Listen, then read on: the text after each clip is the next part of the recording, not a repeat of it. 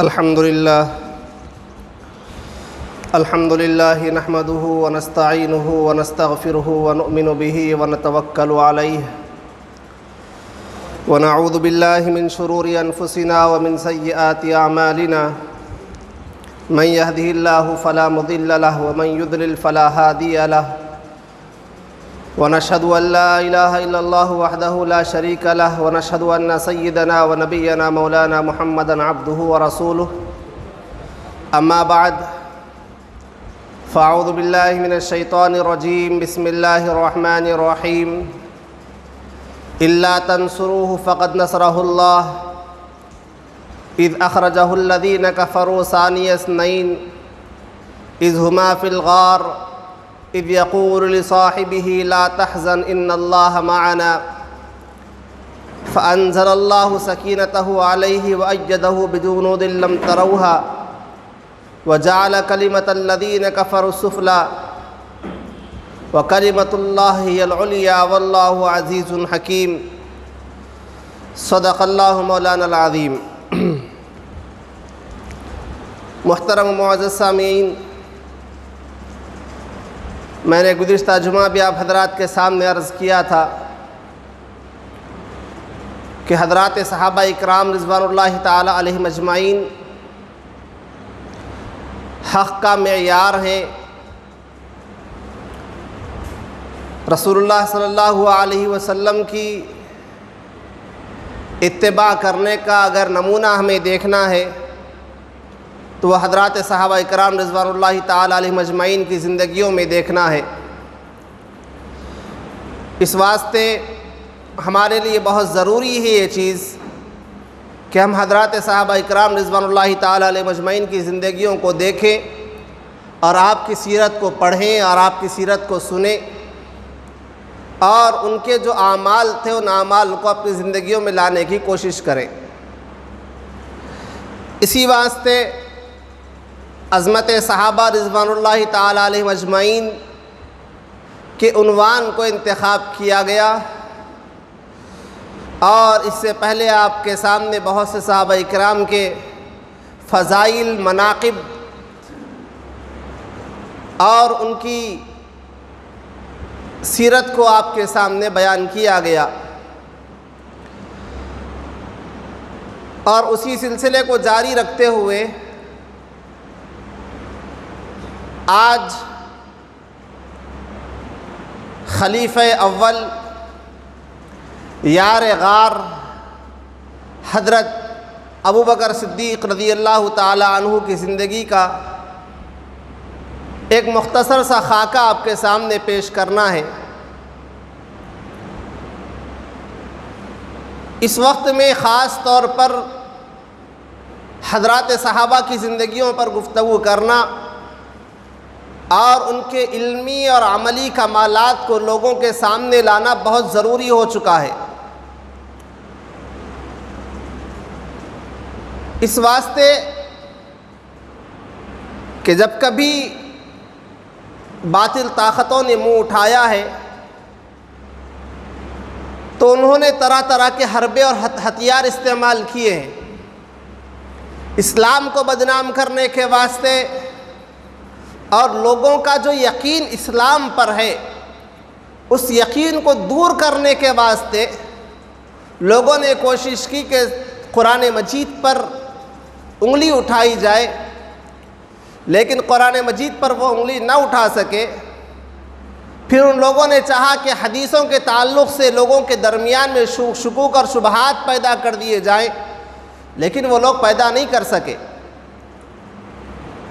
پھر تیسرا حربہ ان لوگوں نے جو استعمال کیا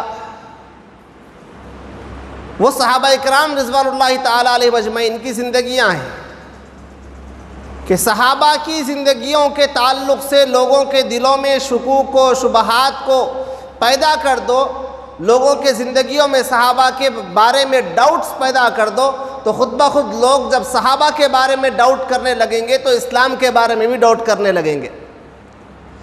اس واسطے حضرات صحابہ اکرام کے بارے میں غلط بیانی کی جانے لگی، حضرات صحابہ اکرام کے علمی عملی کارناموں پر انگلیاں اٹھائی جانے لگیں تاکہ لوگ صحابہ سے بدظن ہوں، صحابہ کو برا سمجھیں، اور جب صحابہ کو برا سمجھیں گے تو ظاہر سی بات ہے دین کی صحیح سمجھ ان کو نہیں مل پائے گی۔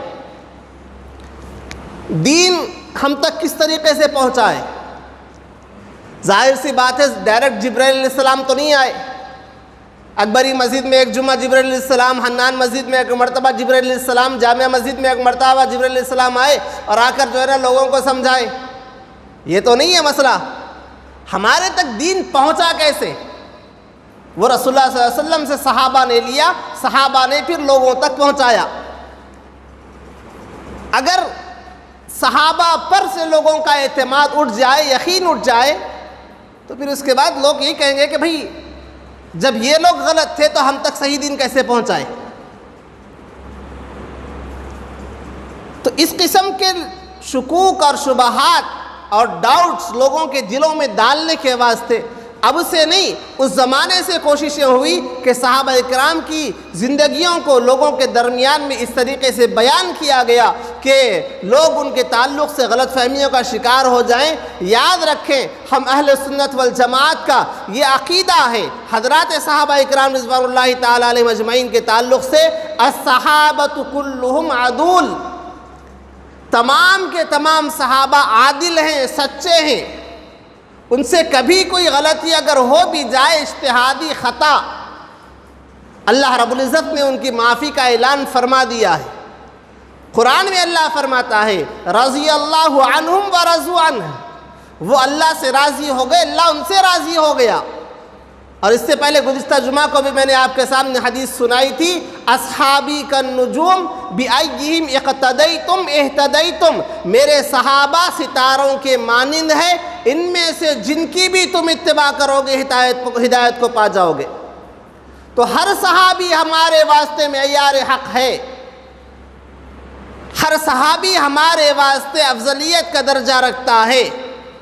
ہمیں اپنے نبی کے ہر صحابی پر اعتماد ہے، یقین ہے۔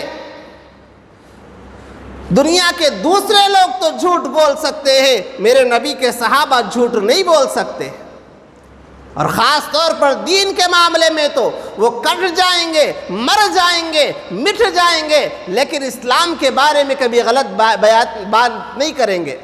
یہ ہمارا یقین ہے حضرات صحابہ کے بارے میں، اور اس یقین کو مضبوط پکڑنا بہت ضروری ہے۔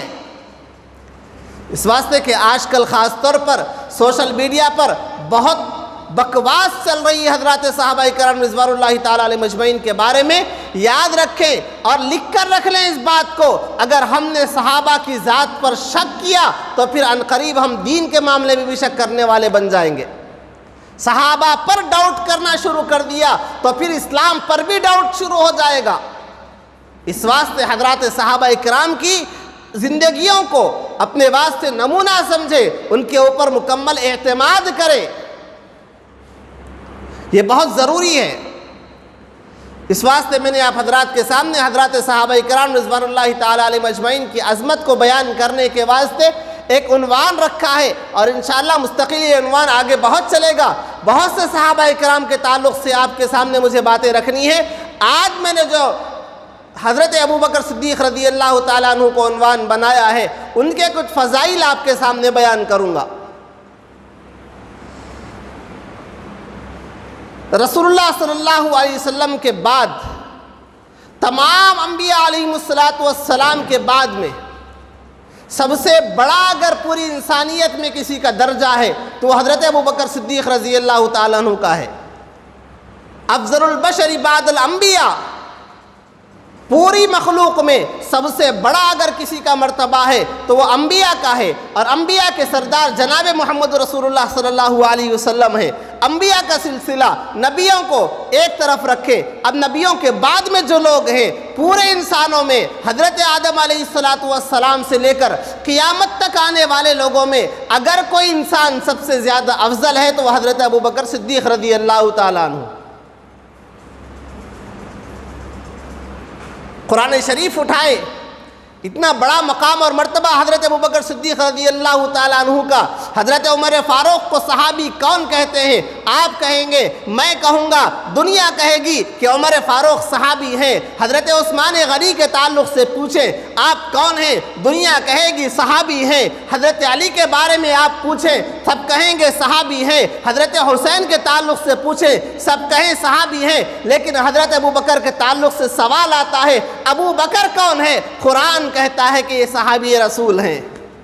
ہر ایک کی صحابیت کی گواہی مخلوق دے گی، لوگ دیں گے، دوسرے لوگ دیں گے، صحابہ دیں گے، لیکن ابو بکر کی شان دیکھیے کہ حضرت ابو بکر کی صحابیت کی گواہی قرآن دیتا ہے۔ اذ یقول لصاحبہ، رسول اللہ صلی اللہ علیہ وسلم نکلے ہجرت کے واسطے، ساتھ میں حضرت ابوبکر صدیق کو لے کر چلے حضرت ابوبکر صدیق رضی اللہ تعالیٰ عنہ کو۔ تھوڑا سا ہجرت کا واقعہ آپ کے سامنے سنا کر حضرت ابوبکر کی صحابیہ، حضرت ابوبکر کی صحابیت کو آپ کے سامنے بیان کر کے آگے چلوں۔ رسول اللہ صلی اللہ علیہ وسلم نکلے ہجرت کے سفر پر، ساتھ میں لیا ابوبکر کو۔ رسول اللہ صلی اللہ علیہ وسلم جا رہے، جاتے جاتے ابوبکر صدیق رضی اللہ تعالیٰ عنہ نے دیکھا کہ پتھریلا میدان آ گیا، پتھریلی زمین آ گئی، پہاڑ پر چڑھنا ہے، غار ثور میں جانا ہے۔ دیکھا ابوبکر صدیق نے نوکیلے پتھر ہیں۔ ابوبکر کے دل میں خیال آیا، یہ نوکیلے پتھر میرے محبوب کے نرم نرم تلووں میں لگیں گے، میرے محبوب کے تلوے زخمی ہو جائیں گے۔ ابو بکر نے کہا، اے میرے نبی، آپ کا غلام حاضر ہے، آپ پیدل ننگے پیر ان پتھروں پر کیسے چلیں گے؟ اس غلام کے کندھے حاضر ہیں۔ حضرت ابو بکر نے رسول اللہ صلی اللہ علیہ وسلم کو اپنے کندھوں پر بٹھایا اور لے جا کر سیدھا غار میں پہنچایا۔ پہاڑ چڑھنا، حضرت ابو بکر صدیق کی عمر بھی کوئی نوجوانی کی عمر نہیں تھی، رسول اللہ صلی اللہ علیہ وسلم سے عمر میں 2 سال کے بڑے تھے حضرت ابوبکر صدیق رضی اللہ تعالیٰ عنہ، لیکن کندھوں پر بٹھایا، لے جا کر غار ثور میں پہنچے اندر، اور اندر جانے کے بعد میں رسول اللہ صلی اللہ علیہ وسلم کو باہر کھڑا کیا، فرمایا کہ محبوب آپ اندر باہر کھڑے رہیں، میں اندر جاؤں گا اور جا کر دیکھوں گا کہ کہیں کوئی زہریلی چیز تو نہیں ہے، یہ غار ہے، پہاڑ ہے، یہاں پر جو ہے نا کوئی زہریلی چیزیں آ سکتی ہیں۔ رسول اللہ صلی اللہ علیہ وسلم کو باہر کھڑا کیا، اندر گئے، پورا غار صاف کیا، جہاں پر سوراخ موجود تھے، کسی سانپ کے آ جانے کا، کسی بچھو یا کیڑے مکوڑے کے آ جانے کا خوف تھا، وہاں پر اپنے کپڑوں کو پھاڑا، جہاں جہاں سوراخ تھا وہاں پر اس کپڑوں کو لگا دیا۔ ایک سوراخ بچ گیا، فرمایا کہ اللہ کے حبیب، اللہ کے محبوب اندر آئیے، تشریف لائیے۔ رسول اللہ صلی اللہ علیہ وسلم تشریف لائے، ایک سوراخ بچا ہوا ہے۔ خوف ہے ابو بکر کو کہ اگر یہاں سے کوئی زہریلا جانور آ جائے، میرے نبی کو نقصان پہنچا دے، میرے نبی کو تکلیف پہنچا دے۔ ابو بکر نے اپنے پیر کی ایڑی اس سوراخ میں لگا دی، رسول اللہ صلی اللہ علیہ وسلم کے سامنے اپنی مانڈیوں کو پھیلایا اور کہا کہ اللہ کے نبی آرام کیجئے، تکیے کا انتظام تو نہیں کر سکتا، غلام کے جو ہے نا پیر حاضر ہیں، اے اللہ کے نبی آپ اپنے سر مبارک کو یہاں پر رکھ کر آرام کیجئے۔ اب حضرت ابوبکر صدیق اپنی ایڑیوں سے اس سوراخ کو دبائے ہوئے ہیں، رسول اللہ صلی اللہ علیہ وسلم حضرت ابوبکر کی مانڈی پر آرام کر رہے ہیں۔ اچانک ہوا کیا، روایتوں میں آتا ہے اندر ایک سانپ موجود تھا، روایتوں میں آتا ہے بعض حضرات نے کہا کہ یہ سانپ کئی دن سے رسول اللہ صلی اللہ علیہ وسلم کا انتظار کر رہا تھا، اس کو پتا تھا کہ رسول اللہ صلی اللہ علیہ وسلم جب ہجرت کریں گے اس غار میں آئیں گے، اب وہ آ کر اس غار میں انتظار کر رہا ہے۔ مدینے میں جو نبی آنے والے ہیں وہ ہجرت کر کے جائیں گے، وہ اس غار میں آئیں گے، میں بھی اپنے نبی کا دیدار کروں گا، میں بھی اس آخری نبی کا دیدار کروں گا۔ اب وہ سانپ اندر ہے اور وہ چاہتا ہے رسول اللہ صلی اللہ علیہ وسلم کے دیدار کرنے کو، اب وہ بے چین ہے، ابو بکر کی ایڑی اس سوراخ کو دبائے ہوئے ہے، اب وہ اندر سے بے چین ہوتا ہے، ابو بکر ذرا ہٹ تو جا، کئی سالوں سے اس چہرے کا دیدار کرنے کے واسطے اس غار میں آ کر بیٹھا ہوا ہوں، ابو بکر پیر تو ہٹا، میں اس نبی کو نقصان نہیں پہنچانا چاہتا، میں تو اس نبی کے چہرے کو دیکھنے کے واسطے تڑپتا ہوں، ابو بکر ذرا ہٹ تو جا۔ اب حضرت ابو بکر صدیق رضی اللہ تعالیٰ عنہ کی ایڑی ہے، آپ ایڑی نہیں ہٹاتے، آخر کار مجبور ہو کر اس سانپ نے ابو بکر صدیق کی ایڑی کو ڈس مار دی۔ پن چبھنے پر ہم ہل جاتے ہیں، ابو بکر صدیق کی محبت دیکھو، سانپ کا ڈسنا برداشت کر لیا، نبی کی نیند میں خلل کو برداشت نہیں کیا۔ میں ہلوں گا نبی کی نیند خراب ہو جائے گی؟ نہیں، سانپ نے 1 مرتبہ ڈسا، 2 مرتبہ ڈسا، 3 مرتبہ ڈسا، اب ابو بکر صدیق کے جو ہے نا درد برداشت نہیں ہوا، ہلنے کے واسطے تیار نہیں ہلوں گا، میرے ہلنے کی وجہ سے میری نبی کی نیند خراب ہو جائے گی، میرے نبی کی نیند میں خلل پڑے گا۔ ابو بکر نہیں ہل رہے، لیکن درد کی شدت کی وجہ سے آنکھوں سے آنسو نکلے، اور آنسو ٹپکتے ٹپکتے رسول اللہ صلی اللہ علیہ وسلم کے چہرے انور پر پڑے۔ رسول اللہ صلی اللہ علیہ وسلم کی آنکھیں بیدار ہوئی، پوچھا ابو بکر کیا ہوا؟ کہا کہ اللہ کے نبی سانپ نے ڈس لیا۔ رسول اللہ صلی اللہ علیہ وسلم نے فوراً اپنا لعاب نکالا، اپنے منہ میں انگلی ڈال کر اپنا لعاب نکالا، اور جہاں پر سانپ نے ڈسا تھا وہاں پر لگا دیا، اور کہا کہ ابو بکر پریشان ہونے کی ضرورت نہیں، اس کا زہر تمہارے اوپر اثر نہیں کرے گا۔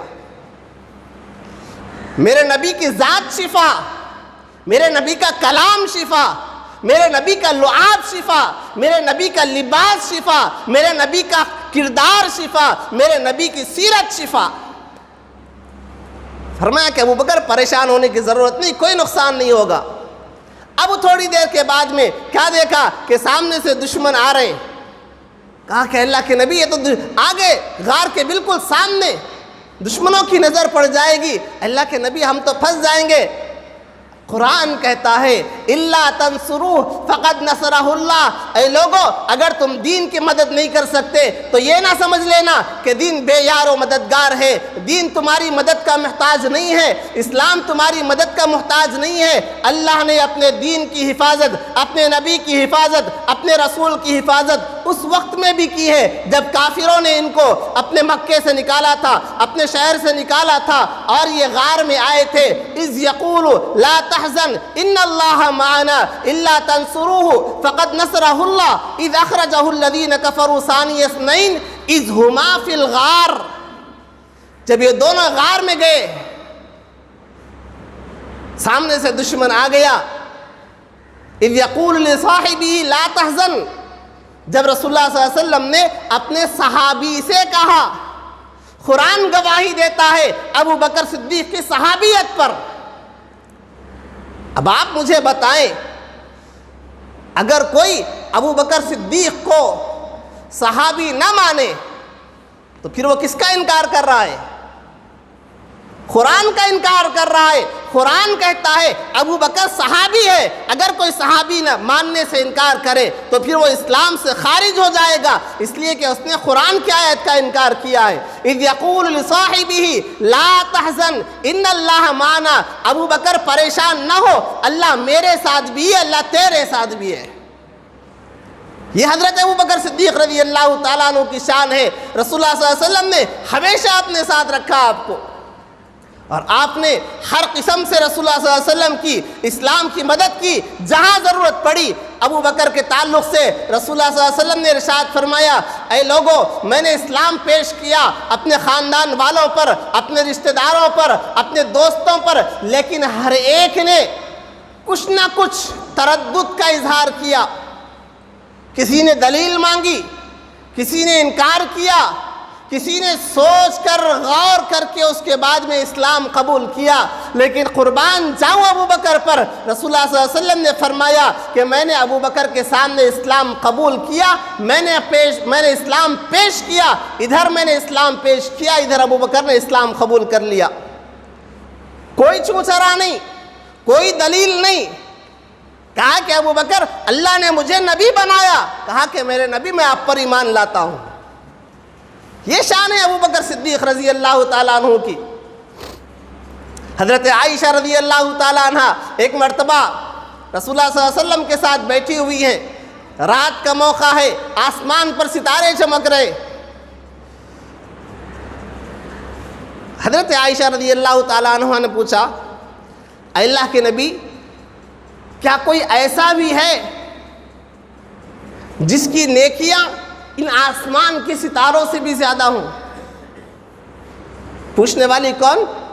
حضرت عائشہ، حضرت ابوبکر صدیق کی بیٹی۔ اب یہ خیال ہے کہ ابا جان کا نام آئے گا۔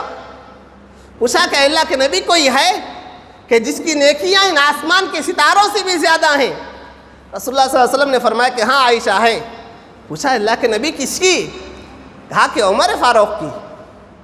حضرت عائشہ پریشان، میں تو سمجھتی تھی کہ میرے ابا کا نام آئے گا، عمر فاروق کا نام لے لیا رسول اللہ صلی اللہ علیہ وسلم نے۔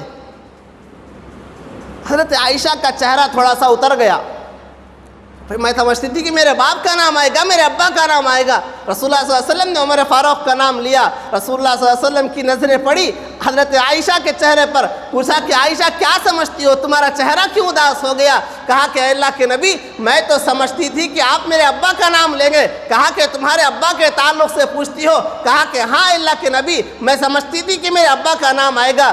رسول اللہ صلی اللہ علیہ وسلم نے فرمایا کہ عائشہ، عمر کی پوری زندگی کی نیکیاں ابو بکر کی ایک نیکی کے برابر نہیں پہنچ سکتی۔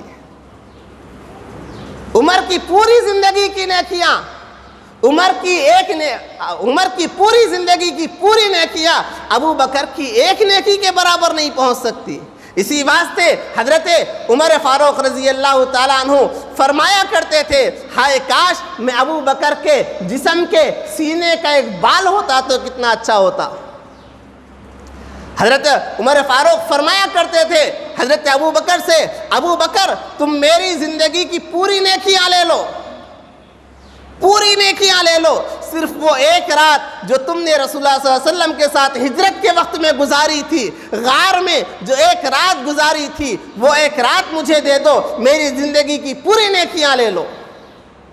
یہ حضرت ابوبکر صدیق رضی اللہ تعالیٰ عنہ کا مقام اور مرتبہ کہ ہر وقت میں، ہر میدان میں آپ ساتھ رہے۔ اسلام قبول کرنے کے بعد میں جذبہ دیکھو، رسول اللہ صلی اللہ علیہ وسلم سے محبت دیکھو، اسلام کے واسطے محبت دیکھو، اپنے سے زیادہ نبی کو چاہنا کسے کہتے ہیں دیکھو۔ حضرت ابوبکر صدیق رضی اللہ تعالیٰ عنہ اسلام کے شروع کے دور میں مکہ مکرمہ میں کعبۃ اللہ کے پاس گئے، جا کر اعلان فرمایا، اے لوگو میں نے اسلام قبول کر لیا ہے، میں نے محمد کا دین قبول کر لیا ہے، تم لوگ سن لو، میں اعلان کرتا ہوں۔ ادھر ابوبکر صدیق نے اعلان کیا، ادھر کفار اور مشرکین حضرت ابوبکر صدیق پر ٹوٹ پڑے، جو مسلمان تھے ان پر بھی ٹوٹ پڑے۔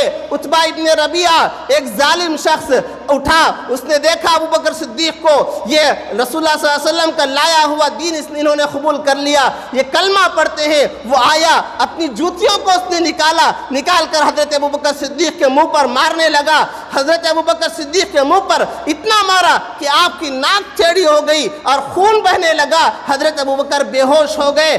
بعد میں بنو تمیم حضرت ابوبکر صدیق کے خاندان کے لوگ آ کر اٹھا کر لے گئے، ایک کپڑے میں ڈال کر لے گئے۔ اب دیکھو بے ہوش ہو گئے تھے حضرت ابوبکر صدیق رضی اللہ تعالیٰ عنہ، ہوش میں آیا، ماں سامنے کھڑی ہوئی ہے۔ جیسے ہی حضرت ابوبکر صدیق کی آنکھیں کھلی، ماں آگے بڑھی، کہا کہ بیٹا خیریت تو ہے، کیسی ہے تیری طبیعت؟ کہا امی جان میری طبیعت کو چھوڑو، بتاؤ میرے نبی کا حال کیسا ہے، میرے نبی کا حال کیسا ہے، مجھے چھوڑو۔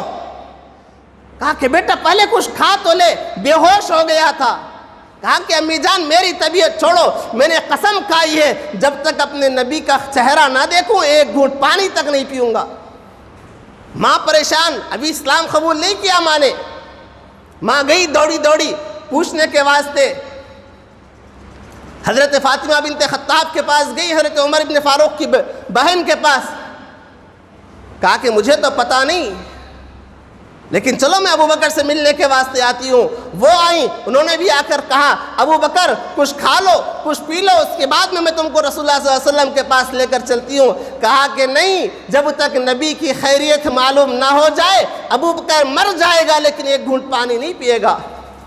اس کے بعد میں اٹھا کر رسول اللہ صلی اللہ علیہ وسلم کے پاس لے کر آئے۔ حضرت ابوبکر صدیق رضی اللہ تعالیٰ عنہ کو گرتے پڑتے پہنچے رسول اللہ صلی اللہ علیہ وسلم کے پاس، دیکھا کہ رسول اللہ صلی اللہ علیہ وسلم صحیح سلامت ہے، فوراً وہیں پر گر گئے۔ رسول اللہ صلی اللہ علیہ وسلم نے ابو بکر کی اس حالت کو دیکھا، آپ کی آنکھوں سے آنسو طاری ہو گئے اور کہنے لگے اے اللہ تو ابو بکر سے راضی ہو جا، میں بھی اس سے راضی ہو گیا۔ اتنا بڑا مقام اور مرتبہ حضرت ابوبکر صدیق رضی اللہ تعالیٰ عنہ کا۔ اور اتنے بڑے صحابی پر آج سوشل میڈیا پر گندی باتیں، گندے القاب میں آپ کے سامنے بیان تک نہیں کر سکتا، لیکن چونکہ ہمارا نوجوان طبقہ یہ اس کی ایک بڑی عجیب و غریب جو ہے نا بیماری پڑی ہوئی ہے کہ کسی کو اس نے دیکھ لیا بڑے اچھے انداز سے بولتا ہے، یہ اس کے پیچھے چلے جاتا ہے۔ اس واسطے آپ سے گزارش ہے، آپ دین سیکھنا چاہتے ہیں اپنے مسجدوں کے امام کے پاس جائیں، آپ دین سیکھنا چاہتے ہیں اپنے محلے کے مدرسے میں جائیں۔ انٹرنیٹ پر دین نہیں سیکھا جاتا، یوٹیوب پر دین نہیں سیکھا جاتا۔ آپ کو پتہ نہیں وہاں پر کتنے لوگ ایسے ہیں جو شیر کے لباس پہن کر بھیڑیے موجود ہیں، آپ کو نہیں معلوم ہے۔ آپ صرف لباس دیکھ کر سمجھ جاتے ہیں بڑا اچھا بولنے والا، بڑی اچھی قرآن کی آیتیں پڑھنے والا، بڑی اچھی حدیثیں سنانے والا، لیکن اس کے اندر بھیڑ موجود ہے۔ آپ صرف لباس کو دیکھ کر مطمئن ہو جاتے ہیں۔ اس واسطے آپ ان چیزوں کو چھوڑیں، دین سیکھنا چاہتے ہیں آپ اپنی مسجد کے اماموں کے پاس جائیں، آپ اپنے محلے کے مدرسوں کے پاس جائیں، یہ بہت ضروری ہے۔ ایک اور واقعہ آپ کے سامنے سناؤں۔ غزوہ تبوک کا موقع آیا، قرآن کی جو آیتیں حضرت ابوبکر صدیق کی تعریف کرتی ہیں۔ غزوہ تبوک کا موقع آیا، رسول اللہ صلی اللہ علیہ وسلم نے اعلان فرمایا، اے میرے صحابہ، جس کے پاس جو کچھ چیزیں موجود ہیں وہ لے کر آؤ۔ حضرات صحابہ اکرام لے کر آنے گئے، ہر ایک نے اپنی اپنی طاقت کے مطابق لایا۔ حضرت عمر فرماتے ہیں کہ ابوبکر ہمیشہ مجھ سے آگے چلے جاتے ہیں، کبھی مجھے آگے بڑھنے کا موقع نہیں دیتے۔ اول نمبر پر ابوبکر، دوسرے نمبر پر عمر فاروق۔ حضرت عمر فاروق کو خیال ہوا آج تو میں ابوبکر کو آگے بڑھنے نہیں دوں گا، اس لیے کہ آج میرے پاس بہت مال موجود ہے۔ اس وقت میں حضرت ابوبکر کے پاس بینک بیلنس آپ کہیے یا پھر ان کے پاس جمع پونجی اتنی زیادہ نہیں تھی۔ حضرت عمر نے کہا آج میرے پاس بہت مال موجود ہے، آج میں ابوبکر سے آگے بڑھ جاؤں گا۔ حضرت عمر فاروق رضی اللہ تعالیٰ عنہ اپنے گھر کو گئے، اپنے مال کو، پورے مال کو جمع کیا، آدھا مال گھر میں چھوڑا، آدھا مال لے کر رسول اللہ صلی اللہ علیہ وسلم کی خدمت میں آ گئے۔ حضرت ابوبکر اپنے گھر گئے، جو مال موجود تھا پورا اٹھایا، حتیٰ کہ گھر میں رہنے والی جھاڑو وہ بھی لے لی، گھر میں رہنے والے چھوٹے بچوں کے کپڑے وہ بھی لے لیے، خود جو لباس پہنا تھا اس لباس کو بھی نکالا، ایک ٹاٹ کا ٹکڑا لیا، اپنے جسم پر لگایا اور کانٹا لیا، ببول کا جو کانٹا ہوتا ہے گنڈی کی جگہ پر اس کانٹے کو لگایا اور سیدھا رسول اللہ صلی اللہ علیہ وسلم کی خدمت میں پہنچے۔ آئے رسول اللہ صلی اللہ علیہ وسلم نے دیکھا، ایک طرف ابوبکر ایک طرف عمر۔ حضرت عمر کی پیشانی چمک رہی ہے، آج تو میں اول نمبر پر آ جاؤں گا، اس لیے کہ میرا مال بہت زیادہ، ابوبکر کا مال تھوڑا سا۔ رسول اللہ صلی اللہ علیہ وسلم نے سوال کیا، سوال بدل دیا۔ رسول اللہ صلی اللہ علیہ وسلم نے پوچھا، یہ نہیں پوچھا کہ کیا لے کر آئے، رسول اللہ صلی اللہ علیہ وسلم نے دونوں کو سامنے کھڑا کر کے پوچھا گھر میں کیا چھوڑ کر آئے۔ حضرت عمر کا جواب تھا آدھا چھوڑ کر آیا۔ حضرت ابوبکر نے کہا ابقیت اللہ و رسولہ، اے اللہ کے نبی، میں اپنے گھر میں اپنے اللہ کو اور اپنے رسول کو چھوڑ کر آیا ہوں، باقی تمام چیزیں لے کر آیا۔ رسول اللہ صلی اللہ علیہ وسلم نے دیکھا حضرت ابوبکر کے لباس کو، ٹاٹ کا لباس پہنے ہوئے، ایک کانٹا اپنے اس لباس پر لگایا ہوا ہے۔ رسول اللہ صلی اللہ علیہ وسلم کی آنکھوں میں آنسو آئے، آسمان سے فرشتہ آیا، آیتیں لے کر آیا، وَسَيُجَنَّبُهَا الْأَتْقَى الَّذِي يُؤْتِي مَالَهُ يَتَزَكَّى وَمَا لِأَحَدٍ عِندَهُ مِن نِّعْمَةٍ تُجْزَى إِلَّا ابْتِغَاءَ وَجْهِ رَبِّهِ الْأَعْلَى وَلَسَوْفَ يَرْضَى۔ فرشتہ لے کر وہی لے کر آ گیا رسول اللہ صلی اللہ علیہ وسلم کے پاس۔ جبرائیل آئے اور آ کر کہا اے اللہ کے نبی، آپ خوشخبری سنا دیجئے، ابو بکر کو اللہ نے سلام بھیجا ہے اور یہ آیتیں بھیجی ہیں، قرآن کی آیتیں بھیجی ہیں، وَسَيُجَنَّبُهَا الْأَتْقَى الَّذِي يُؤْتِي مَالَهُ يَتَزَكَّى۔ اللہ رب العزت جہنم سے اس آدمی کو بچائے گا جس نے اپنے مال کو قربان کر دیا، اور مال کو قربان کرنے کے بعد میں جو چیزیں اللہ نے آگے بیان کی وہ ہمیں اپنے سامنے رکھنا ہے۔ وَسَيُجَنَّبُهَا الْأَتْقَى الَّذِي يُؤْتِي مَالَهُ يَتَزَكَّى وَمَا لِأَحَدٍ عِندَهُ مِن نِّعْمَةٍ تُجْزَى۔ یہ مال جو دیا کیوں دیا، یہ سوال بڑا اہم ہے۔ ہم لوگ یہ سوال کو نہیں سمجھے۔ وَمَا لِأَحَدٍ عِندَهُ مِن نِّعْمَةٍ تُجْزَى، کسی کا احسان جتانے کے واسطے نہیں، الا ابتغاء وجہ ربہ الاعلی، اللہ کو راضی کرنے کے واسطے۔ یہ بات سمجھیں اچھی طریقے سے، بڑا کام کرنے سے آدمی بڑا نہیں ہو جاتا، آدمی بڑا ہوتا ہے اس کے نیت کی وجہ سے۔ بڑا کام کرنے کی وجہ سے بڑا نہیں ہو جاتا، اصل چیزیں اس کی نیت ہوتی ہیں۔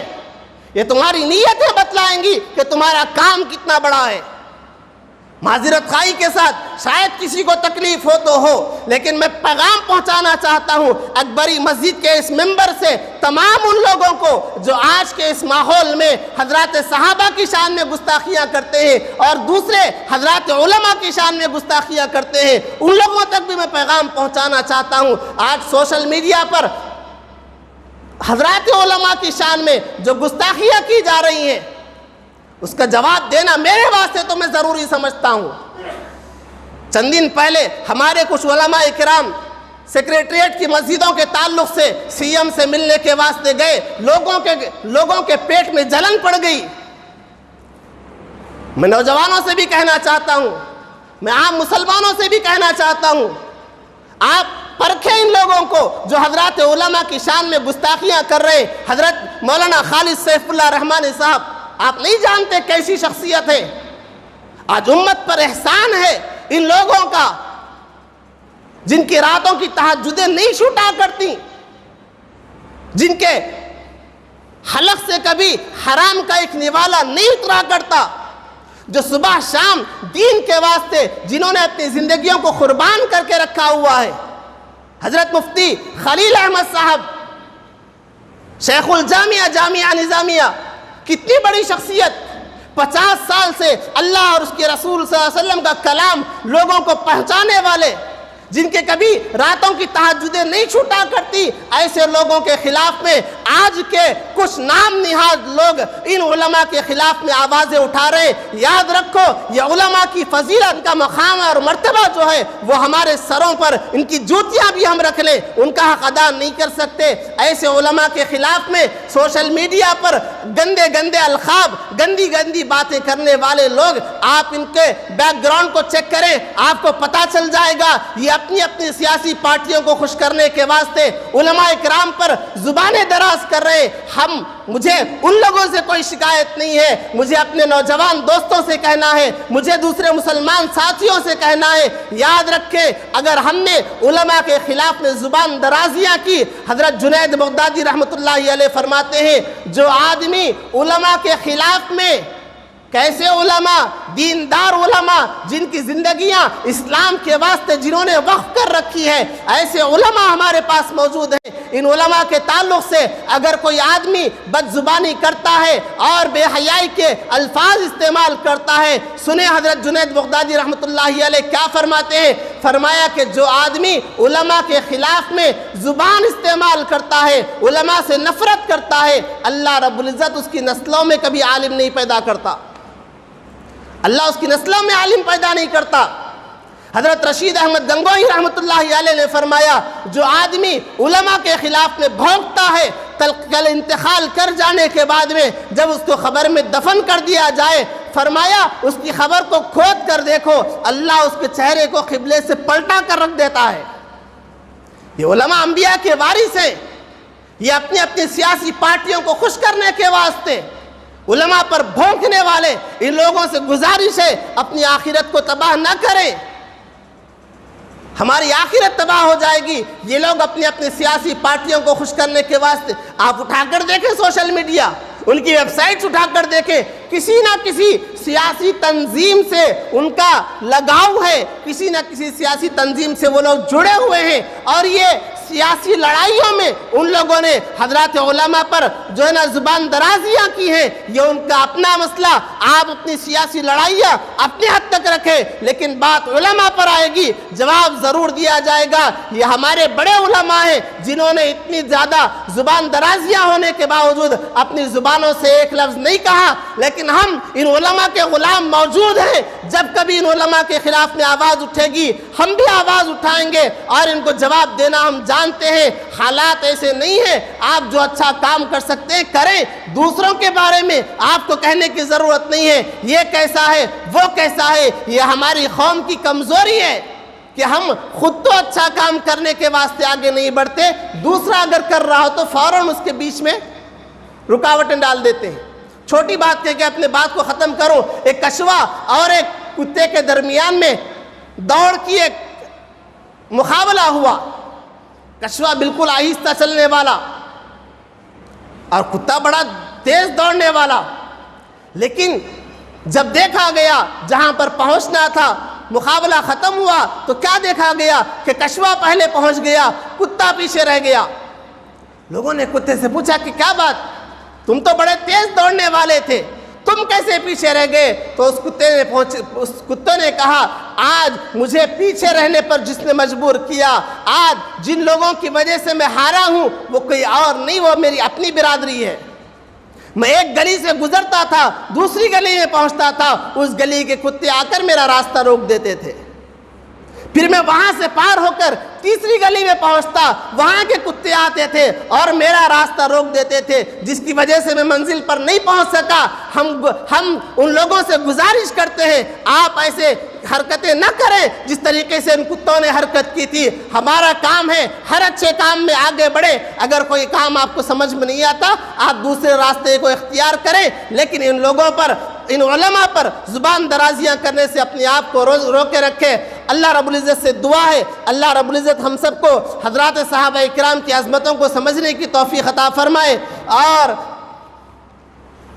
حق بات کو سمجھنے اور کہنے کی توفیق عطا فرمائے۔ آمین۔